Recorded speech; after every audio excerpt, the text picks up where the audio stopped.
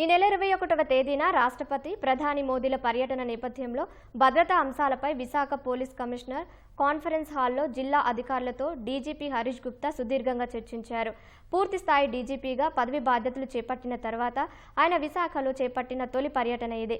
యోగాంధ్ర కార్యక్రమం ద్వారా రాష్ట్రానికి మంచి పేరు తెచ్చేందుకు అందరం ప్రయత్నిస్తున్నట్లు చెప్పారు. ఇది ఇంటర్నేషనల్ యోగా డే ప్రోగ్రామ్ బందోబస్తు అరేంజ్మెంట్స్ ఇట్లా చేయాలా. సో డిస్ట్రిక్ట్ అడ్మినిస్ట్రేషన్ తర్వాత అందరు ఆఫీసర్స్కి పిలిపించి ఒక ప్రిలిమినరీ మీటింగ్ జరిగింది. సో ఒక అసెస్మెంట్లో వచ్చాము. సో దీనికి ఫర్దర్ డెవలప్ చేసుకొని మంచిగా అది ప్రోగ్రామ్ చేద్దాము. ఇది it's a matter of pride. ఆంధ్రప్రదేశ్కి మంచి పేరు వస్తుంది, వైజాగ్ సిటీకి మంచి పేరు వస్తుంది. సో ఇది హ్యాపీ హెల్దీ సొసైటీ ఉండాలా. సో దానికోసం అందరూ కృషి చేస్తున్నారు. Thank you.